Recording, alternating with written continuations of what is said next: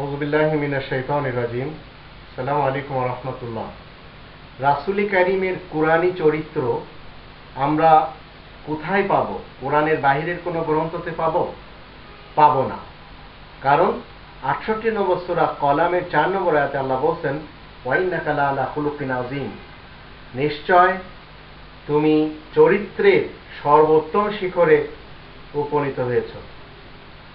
এই কোরআনকে যদি আমরা দেখি তাহলে এই কোরআন হলো অর্ডিন্যান্স, নবীর জীবন হলো কমপ্লায়েন্স এবং পারফরমেন্স, যেটা সম্পাদনা করা হয়।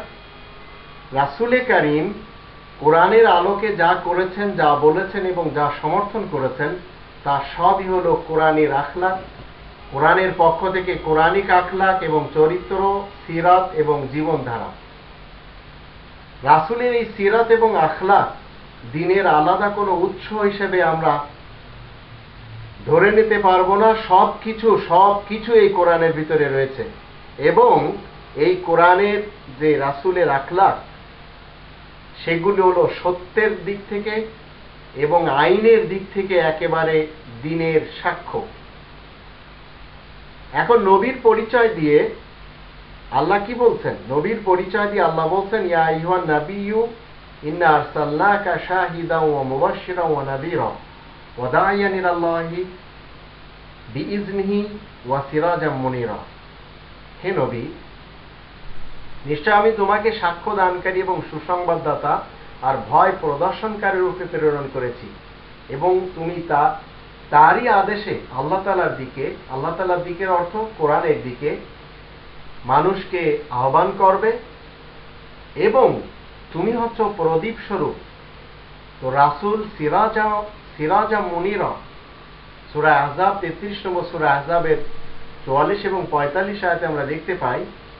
তো রাসূল কারীমের কোরআনী চরিত্র হলো তিনি মানুষকে মূলত কোরআনের দিকে ডেকেছেন। এখন যে সমস্ত লোকেরা রাসূলের শত্রু, তারা মানুষের লেখা, বুজুর্গদের লেখা মন গড়া যে কাহিনীর গ্রন্থগুলি সেগুলির দিকে ডাকছে। তো আল্লাহ রাব্বুল আলামিন বলছেন, আজকে আপনার এবং আমার কি করতে হবে? রাসূলের যুগে এই ধরনের লোকেরা ছিল, তারা মানুষকে ফয়জানের দিকে এবং ফাজাইলের দিকে ডাকতো। তো আল্লাহ বলছেন, ইয়া আইয়ুহান নাবিয়্যু জাহিদিল কুফার ওয়াল মুনাফিকিন ওয়াগলুজ আলাইহিম। রাসূলকে, আল্লাহ নবীকে বলছেন যে তুমি যারা দুমুখ লোক রয়েছে, সমাজের দুমুখ ব্যক্তিদের, দুমুখ প্রচারকদের এবং আয়াত গোপনকারী যারা রয়েছে তাদের বিরুদ্ধে সংগ্রাম করো।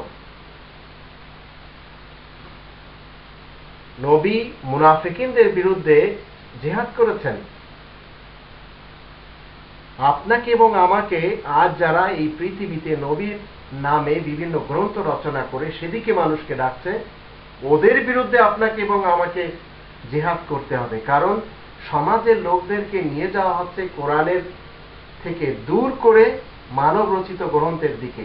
সেই হেতু আপনার এবং আমার প্রতি ফরজ দায়িত্ব হলো রাসূলের কোরআনী চরিত্রের উপরে এসে জাহিদিল কুফার আল মুনাফিকিন, এই দুমুখ যারা সমাজের বক্তা রয়েছে এবং কমার্শিয়াল ভাবে যারা বক্তৃতা দান করছে, এই মুনাফিক এবং এই দুমুখ ব্যক্তিদের থেকে জনসাধারণকে সচেতন করার দায়িত্ব আপনার এবং আমার উপরে।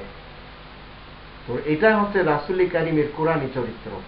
মানুষ কোনোভাবেই যেন কোরআন ছেড়ে মানুষের লেখা ভুয়া, মিথ্যা, জাল, জয়ী বৈশাখ হাদিসের দিকে না যায়। এজন্য আপনাকে এবং আমাকে মেহনত করতে হবে, জিহাদ করতে হবে। তবেই তো আল্লাহ বলছেন, ওয়াজাহিদু বিহি জিহাদান কাবীরা। ২৫ নম্বর সূরা ফুরকানের ৫২ নম্বর আয়াতে আল্লাহ বলছেন, ফালা তুতিল কাফিরিন। কোন আয়াত গোপনকারী ব্যক্তির অনুসরণ করাই যাবে না। ওয়াজাহিদু বিহি, আয়াত গোপনকারী যত লোক এই পৃথিবীতে রয়েছে তাদের সাথে এই কোরআনের আয়াতের মাধ্যম দিয়ে সবচেয়ে বড় জিহাদ করতে হবে, জিহাদান কাবীরা। তো এটা যদি আপনি এবং আমি না করি তাহলে রাসূল কারীমের যে কোরআনী চরিত্র, সেই চরিত্র এই পৃথিবী থেকে মুছে দেওয়ার জন্য এবং এই রাসূলের কোরআনী চরিত্রকে গোপন করার জন্য মূলত এই সব ভ্রান্ত ধার্মিকদের জন্ম এবং এদেরকে কোরআনের আয়াতের মাধ্যম দিয়ে নির্মূল করার দায়িত্ব আপনার এবং আমার, যদি আপনি এবং আমি মুসলিম হওয়ার দাবি রাখি।